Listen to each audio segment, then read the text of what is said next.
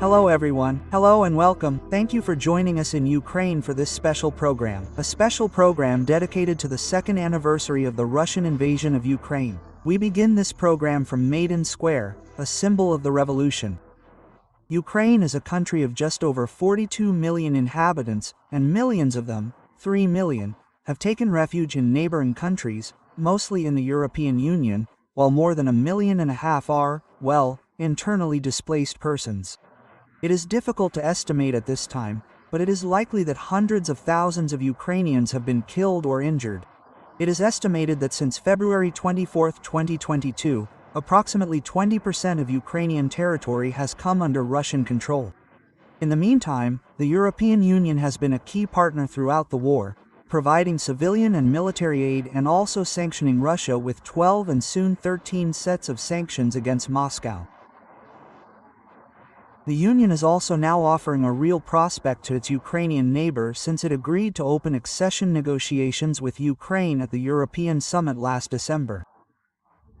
As for easy aid, financial aid for Ukraine, on the other hand, it was not easy to reach an agreement. It was not until the February summit where, after a long standoff with Viktor Orban's Hungary, the 27 heads of state and government agreed to grant 50 billion euros in aid to Kiev, 33 billion in loans and 17 billion in subsidies over the next 5 years. Unit City is the largest innovation park in Eastern Europe and is based in Kiev. This is a place where we Ukrainians can collaborate with the world in the field of technology and creative industries. We were inspired by the Google campus in Silicon Valley. We realized that everyone knows how to work with Ukrainians internationally, but no one knows how to work with Ukrainians in Ukraine. You can come here, you can get connected with investment funds, you can meet political leaders. I mean, if you want to learn more about Ukrainian technology, Unit City is the place to be. And to start this show, we have HRA Stephanie China. Hello. You are the Deputy Prime Minister of Ukraine and you are in charge of European integration and Euro-Atlantic integration. Suffice it to say that you are at the heart of the hopes and expectations of Ukrainians since I believe that according to a recent poll, more than 90% of them were in favor of joining the Union. Basically, the Revolution of Dignity in 2013 was not just a reaction to the refusal of the then government to sign the association agreement with the EU. It was a way of saying enough is enough. It will no longer be possible for politicians to manipulate us. And 10 years later, it is a great honor to feel that this momentum is still there. The greatest army we have is the 90% of Ukrainians who support us. You decided not to host us in your office, in a ministry, but here in a business incubator. What is it? It is the symbol of a Ukraine that is looking to the future. It is a huge innovation park bringing together more than 4,000 Ukrainian entrepreneurs from different types of businesses, and it is built on a former Soviet industrial site, an old motorcycle factory. Everything was rebuilt from scratch here and it continued to operate and even develop throughout the war. And that's what Ukraine looks like. A nation of young, developed and progressive Europeans, and I want Europe to see us exactly that way. So, you're talking about Europe. Do you feel sufficiently supported by the European Union? Yes, absolutely. I think the Europeans were among the first to support us. That was in March 2022. Russian troops hadn't even left the Kyiv region yet. All 27 EU leaders stood up and told us, Ukraine will be with us. Which means that was the first promise, the first to tell us, we will stand by Ukraine for as long as it takes. And today, 2 years after the start of the war, in December 2023, that commitment has been confirmed by the opening of accession negotiations with Ukraine. Do you think it could or should do more? Knowing that Ukraine's needs are truly enormous? Ukraine approached the decision to start accession negotiations with the experience of 10 years of implementing the most ambitious free trade agreement ever signed with the European Union. So far, we see that the Commission is moving really slowly. Europe needs to be assured that Ukraine is ready, and those in Brussels who have to do their part should also be ready and not just talk about it but actually do it. Now, Ukraine is not yet a member of the European Union. As such, it cannot yet benefit from cohesion funds as such. And yet, the Union continues to actively support Ukraine in various forms. We take stock with Sophie Samai. Since the beginning of the Russian invasion, the European Union has continued to show its support for its Ukrainian neighbor. From the beginning of the conflict, an exceptional cohesion fund was created to support refugees, the CER fund, which allows member states to use resources from the ERDF and the ESF Plus funds to directly help the millions of people fleeing Ukraine. Another unprecedented fund, the 10 billion euros envelope from the REACT-EU fund, which was intended for post-COVID economic recovery in 2022, has also been partially redirected to Ukraine and its displaced population. In total, 17 billion euros has already been released to enable Ukrainians to find housing, receive healthcare and access education in their host country. Finally, Ukraine benefits from cross-border programs with its Polish and Romanian neighbors, including cross-border projects financed by the ERDF to improve health, education and the environment in the regions concerned. However, the European Union's financial support is not limited to the mobilization of cohesion funds. More than 31 billion euros has been allocated in the form of budget support funding and humanitarian aid. Almost 10 billion euros has been made available in the form of grants, loans and guarantees provided by EU member states. And 27 billion euros has been sent to support the army, train it and send weapons to Ukraine. In total, almost 85 billion euros has been disbursed over the period 2022-2023. Sophie Sama has just summarized for us the main European Union funding programs for Ukraine. The fight against corruption is something that you have been asked about regularly. Where are we at in concrete terms? Well, we have adopted the anti-corruption strategy for the next 5 years. We have a special agency, a national agency for the prevention of corruption. They conducted assessments across all institutions, from the environment and energy to transport, agricultural policy, and the economy. By the end of the year, we will be able to make an initial assessment.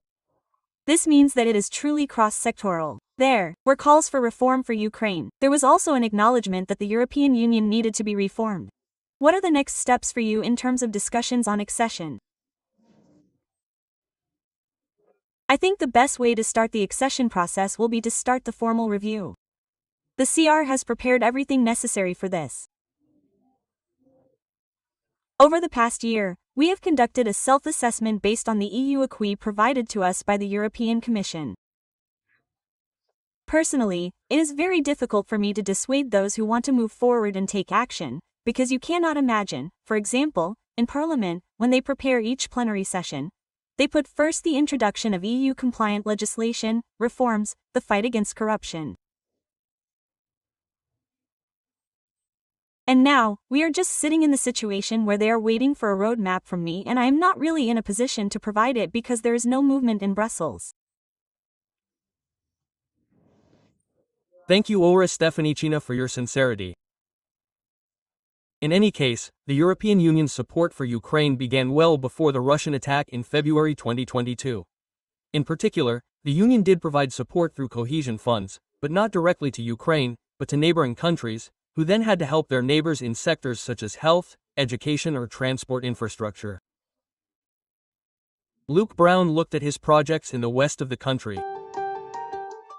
An operation on a child's abdomen is a common procedure, but it's not that common. Now, thanks to European funding, the surgical team has new equipment.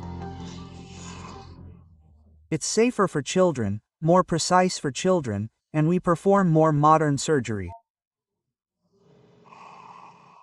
Thanks to this, we have very good equipment. This hospital received 1.5 million euros from the European Interreg program. With this less invasive surgery, twice as many patients can be treated and recovery is shorter. Our medical system is ready to join the European Union and work on an equal footing with European doctors.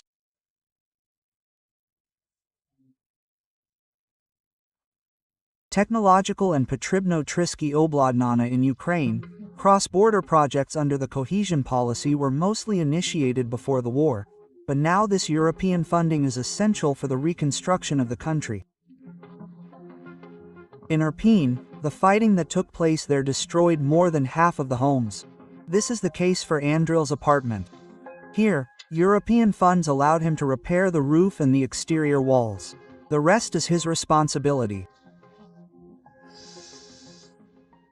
When you see half of his house in such a terrible state after it collapsed and burned down, well, yes, it led to a certain period of depression. Andri's apartment was part of a program that received 25 million euros from the EU. In total, hundreds of damaged buildings will be renovated. This will help nearly 38,000 Ukrainian families return home. The European Union has received aid for the restoration of homes, for the restoration of Ukraine. This will help refugees who are in Europe return to their homes, to their families, to their motherland. The Russian invasion also affected many civilian infrastructures. LIUE pledged 100 million euros to repair Ukrainian schools and allow 20,000 students to return to class. This school was occupied by Russian troops for over a month in March 2022. Here, EU funds were used to repair the corridors and classrooms.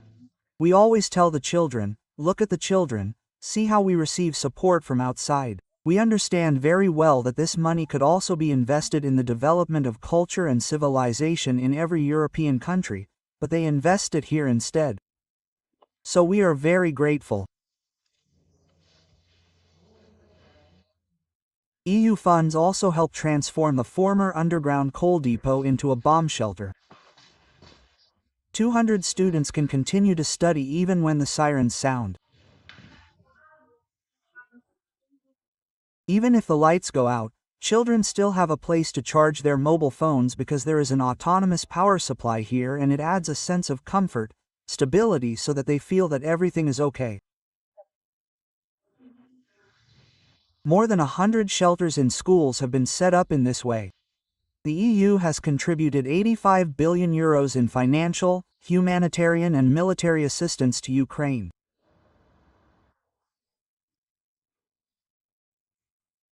If we wait and do not meet the needs for reconstruction and rehabilitation, then you have a destroyed country, and how do you expect people to come back? So we need to rebuild schools, we need to rebuild hospitals.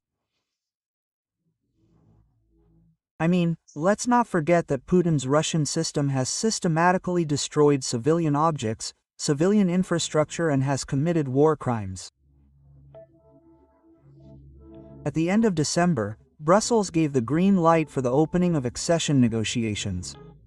A clear message of support to Kiev as Ukraine enters its third year of all-out war with Russia.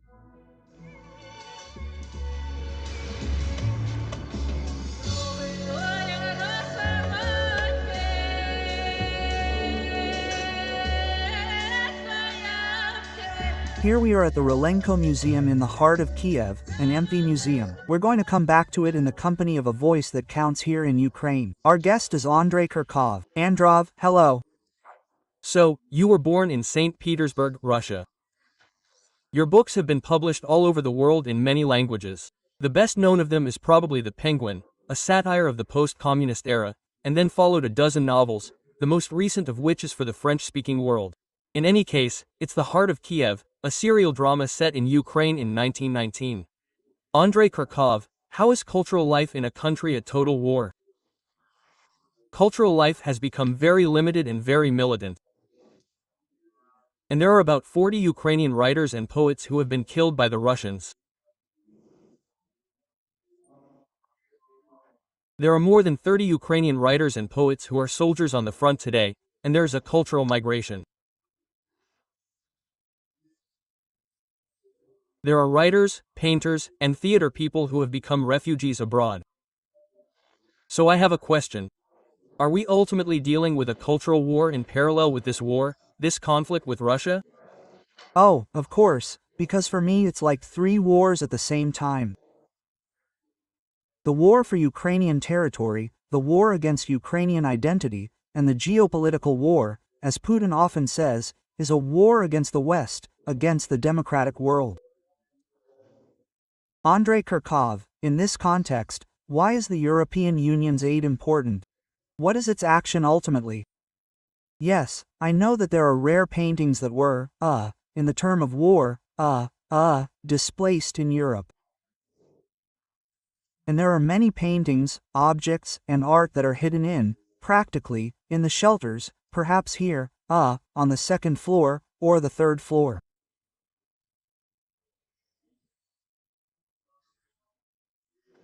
But of course, Ukraine will need financial and perhaps also technological assistance to reconstruct the destroyed cultural objects and also to digitize them, because we now understand that we can lose objects forever.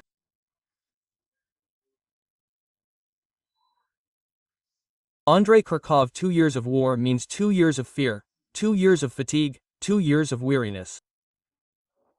What can art and literature do in these conditions? Ukrainians are very traumatized by the war, and of course culture is also a kind of medicine. We can use culture and literature to strengthen people. Of course, museums don't work, but theaters do. Writers write, but rather texts about the war. But I hope it won't continue forever, because I remember when I was 11 or 15, I was forced to read a lot of books about World War II and the heroism of Soviet soldiers. I hope this story won't repeat itself. With the conflict, you stopped writing novels and fiction for another type of writing. I dream of returning to novels, but up until now I've only written fiction.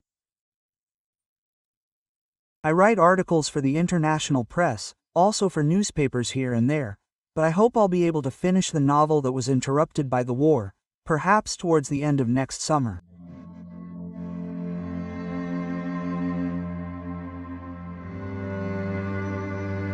This special program, 2 Years of War in Ukraine, is coming to an end, thanks to the teams who helped prepare and produce it. You can find a more economical version on our website and on our channels. Stay tuned.